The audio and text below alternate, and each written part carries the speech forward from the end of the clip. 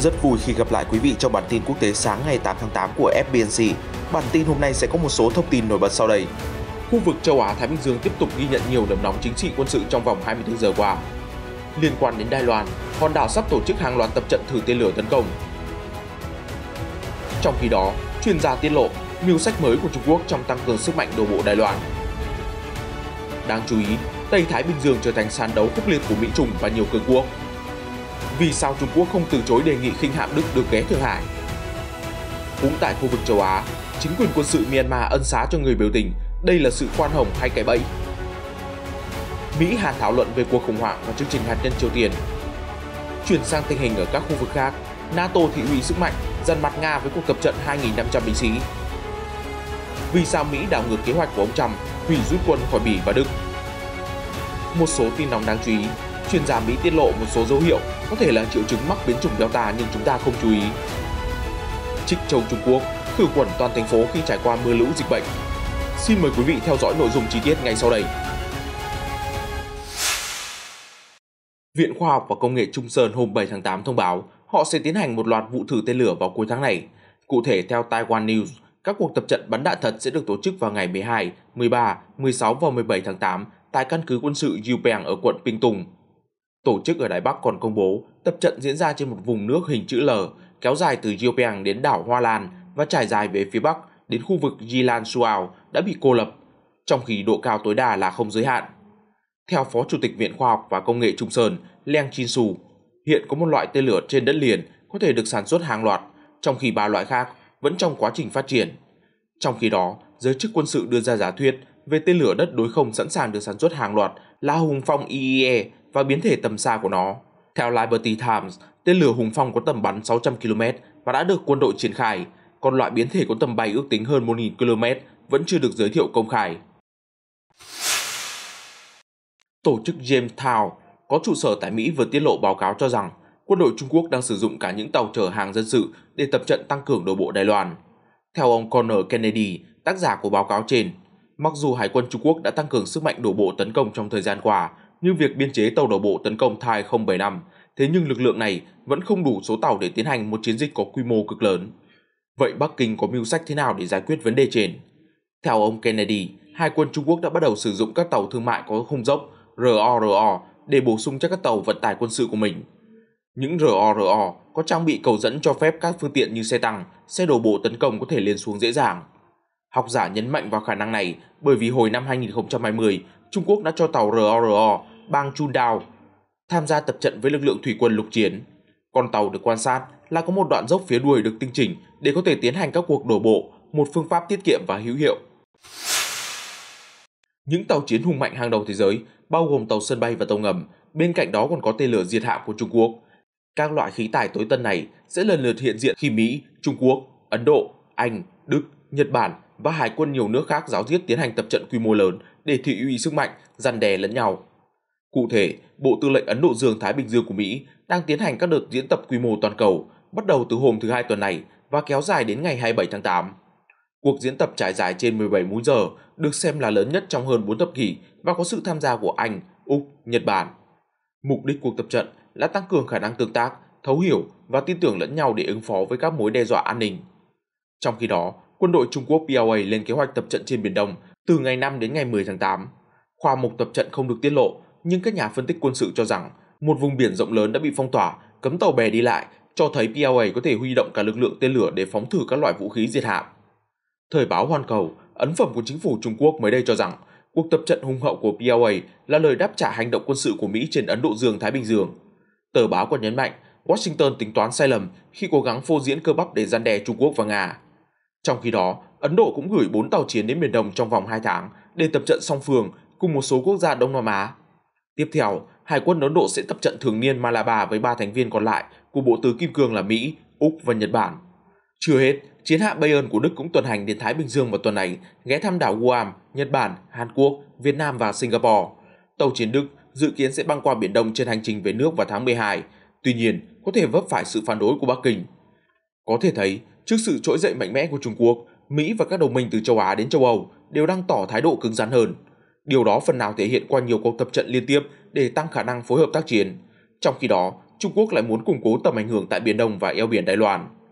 Khi điều tàu chiến hùng mạnh đến Biển Đông hay Biển Hoa Đông, Washington tuyên bố họ đang cố gắng bảo vệ an ninh, hòa bình ở khu vực. Ngược lại, Bắc Kinh cho rằng hành động của Lầu Năm Góc là sự khiêu khích quá quắt. Dù vậy, các chuyên gia cho rằng những cuộc tập trận sẽ không làm bùng nổ giao tranh. Ông Colin Cole, nhà nghiên cứu quan hệ quốc tế tại Trường Đại học Công nghệ Nanyang của Singapore nhận xét rằng hoạt động quân sự ở khu vực đang diễn ra với mức độ lớn chưa từng thấy, nhưng chỉ là sự tăng cường trong ngắn hạn. Các bên đều hành động với mục đích chính trị và không muốn xảy ra xung đột ngoài tầm kiểm soát. Hải quân các nước có thể sẽ so kì gay gắt trên biển, nhưng vẫn cố giữ khoảng cách chuyên nghiệp và an toàn.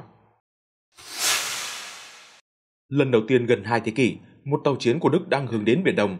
Khinh hạ Bayern rời cảng từ Tây Bắc nước Đức hôm 2 tháng 8 trong một chuyến hành trình kéo dài khoảng 6 tháng. Theo báo South China Morning Post, hành trình của tàu Bayern bao gồm các điểm dừng chân ở Guam, Nhật Bản, Hàn Quốc, Việt Nam và Singapore. Tuy nhiên mới đây, Đức đã bất ngờ đề nghị Trung Quốc cho tàu Bayern ghé cảng Thượng Hải và nói sẽ không đi vào phạm vi 12 hải lý quanh các thực thể ở Biển Đông. Điều kỳ lạ là Bắc Kinh không thẳng thừng từ chối mà yêu cầu Berlin làm rõ ý định ghé cảng.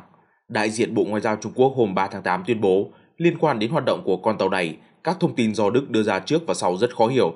Chúng tôi sẽ đưa ra quyết định sau khi Đức làm rõ mọi ý định liên quan. Diễn biến đó có thể khiến lãnh đạo Đức loại bỏ một số mơ hồ chiến lược trong chính sách với Trung Quốc.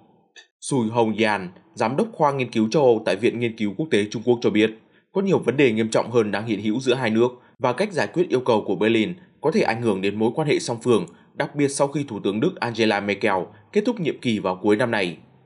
Cả hai đang kiểm tra chính sách mấu chốt của đối phương để xem cư xử với bên kia như thế nào, ông Q nói. Giới quan sát cho rằng những diễn biến trên cho thấy chính sách rộng hơn của Đức đối với Trung Quốc trong những năm qua. Đức có quan hệ thương mại lớn nhất với Trung Quốc trong các nước EU và không muốn vứt bỏ điều này.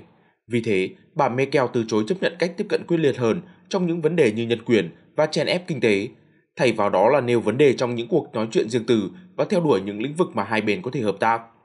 Theo Noah Bakin, một nhà nghiên cứu trong chương trình châu Á của Quỹ Marshall Đức, chuyến thăm Thượng Hải được bổ sung vào phút chót vì Berlin lo lắng có thể con tàu sẽ là sự khiêu khích quá mức đối với Bắc Kinh, nhưng điều đó che khuất thông điệp mà Đức gửi đi với con tàu này. Nhiều chuyên gia đánh giá Đức đồng ý điều tàu chiến đến Biển Đông không phải vì cam kết tàu tuần tra ở vùng biển tranh chấp này, mà là để xoa dịu các đồng minh.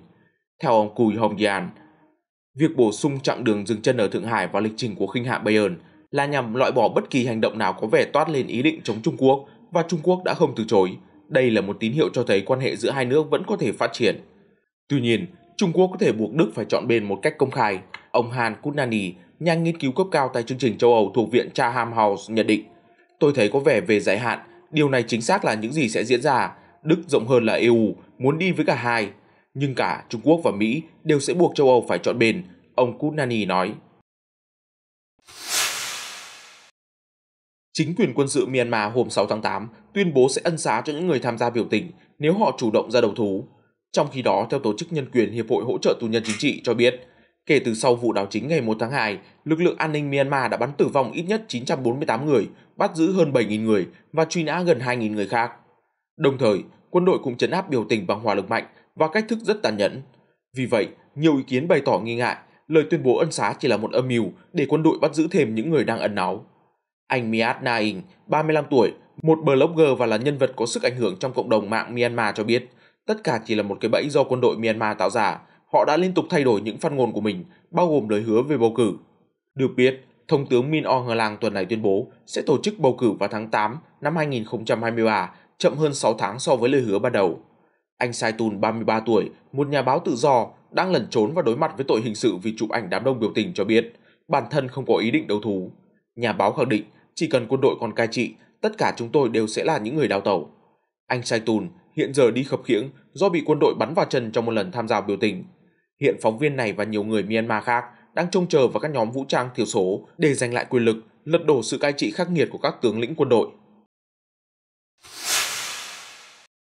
Ngoại trưởng Mỹ Antony Blinken và người đồng cấp Hàn Quốc Chung In-jung vừa thảo luận về nỗ lực liên quan với Triều Tiên. Cuộc điện đàm diễn ra vào thứ Sáu vừa qua, ngày 6 tháng 8. hai nước đồng minh đều muốn Triều Tiên từ bỏ phát triển vũ khí hạt nhân và chương trình tên lửa đạn đạo. Thế nhưng giữa Washington và Seoul vẫn tồn tại một số bất đồng quan điểm về cách tiếp cận. Tổng thống Hàn Quốc Moon Jae-in kiên quyết xây dựng quan hệ kinh tế với Bình Nhưỡng. Trong khi đó, Washington khăng khăng nói rằng bước đi đầu tiên và quan trọng nhất phải là Triều Tiên cam kết phi hạt nhân hóa. Mới đây, Ngoại trưởng hai nước bày tỏ sự thống nhất về việc tiếp tục các nỗ lực ngoại giao hướng tới phi hạt nhân hóa hoàn toàn và thiết lập hòa bình bền vững trên bán đảo Triều Tiên. Tuy nhiên, thông báo của Bộ Ngoại giao Mỹ và Hàn Quốc không nêu rõ các bước chi tiết để đàm phán với Triều Tiên. Hồi tuần trước, đường dây nóng liên triều đã được nối lại sau hơn một năm. Tổng thống Moon Jae-in và nhà lãnh đạo Kim Jong-un được cho là đang cố gắng cải thiện mối quan hệ, sau đó tái tổ chức các hội nghị thượng đỉnh. Theo các nghị sĩ Hàn Quốc, Triều Tiên đang tìm cách được nới lỏng các biện pháp trừng phạt quốc tế do nước này đối mặt với cuộc khủng hoảng an ninh lương thực gây ra bởi mất mùa, thiên tai bão lũ và biện pháp đóng cửa nghiệt ngã để chống Covid-19. Triều Tiên đang có nhu cầu được cứu trợ khẩn cấp về lương thực và dường như sẵn sàng hơn trong việc đối thoại. Tuy nhiên, phía Mỹ cho thấy họ không muốn cởi mở những ràng buộc trừng phạt kinh tế trừ khi Bình Nhưỡng thể hiện cam kết ngừng phát triển vũ khí hạt nhân và tên lửa đạn đạo. Liên quan việc chính quyền Tổng thống Joe Biden cho phép người dân Hồng Kông trú ẩn tạm thời tại Mỹ thêm 18 tháng, giới chức đặc khu đã có phản ứng gay gắt trong ngày 6 tháng 8. Theo Tân Hoa Xã, một người phát ngôn cho chính quyền đặc khu Hồng Kông cho rằng những cáo buộc của Mỹ về luật an ninh quốc gia mà thành phố đang áp dụng là vô căn cứ và hoàn toàn vì mục đích chính trị. An ninh quốc gia là vấn đề thuộc quyền quyết định của chính phủ Trung ương Trung Quốc, do vậy nước này có đầy đủ quyền và nghĩa vụ hợp pháp để ban hành điều luật giúp bảo vệ sự ổn định trật tự của Hồng Kông, theo người phát ngôn cho hay. Hoa Kỳ cũng có những luật nổi tiếng về an ninh quốc gia, thế nhưng lại chọn con đường bêu xấu đối với luật Hồng Kông nhằm mục đích chính trị. Điều này bộc lộ thói đạo đức giả và tiêu chuẩn kép của Mỹ, trích lời phát ngôn viên Hồng Kông nhấn mạnh. Trước đó, Tổng thống Biden hôm 5 tháng 8 tuyên bố người dân Hồng Kông đang ở Mỹ sẽ được cho phép ở lại thêm tối đa 18 tháng nếu thị thực của họ hết hạn. Tuyên bố của ông Biden còn lên tiếng chỉ trích điều luật gây tranh cãi ở Hồng Kông. Thông báo có đoạn viết, bằng việc đơn phương áp đặt luật an ninh quốc gia tại đặc khu, Trung Quốc đã phá hoại việc hưởng thụ các quyền và sự tự do ở Hồng Kông. Tổng thống Biden cũng lên án Trung Quốc phá hoại các tiến trình dân chủ và trấn áp tự do báo chí ở Hồng Kông. Cuộc tập trận chung của NATO mang tên Actual Spirit vừa hoàn tất vào ngày 6 tháng 8 tại Georgia. Được biết, từ ngày 27 tháng 7, 2.500 binh lính của 15 nước thành viên và đối tác của NATO đã tham gia vào hàng loạt nội dung diễn tập khác nhau nhằm kiểm tra năng lực gìn giữ hòa bình và hợp tác phòng thủ. Đại tá lục quân Mỹ Chris Marshall, người đồng giám sát chính cuộc tập trận, cho biết một lần nữa chúng ta đã thử nghiệm và chứng minh tinh thần sẵn sàng phối hợp chiến đấu. Trong suốt 27 năm thắt chặt tình hữu nghị và qua 10 cuộc diễn tập thành công, tôi có thể nói rằng NATO vẫn đang duy trì sức mạnh đáng gờm, có được tinh thần sẵn sàng, sự chuyên nghiệp và khả năng tấn công áp đảo. Tổng thống Georgia Basalam Zurabishvili cho biết quốc gia Đông Âu này đã luôn nỗ lực không mệt mỏi, đóng góp vào sự thống nhất và mục tiêu chung của NATO. Cuộc diễn tập quy mô lớn diễn ra trong bối cảnh căng thẳng cao trào giữa NATO với Nga.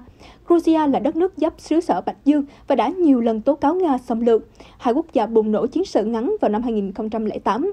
Đến nay, khoảng 1/5 lãnh thổ của Georgia vẫn nằm trong quyền kiểm soát của quân đội Nga.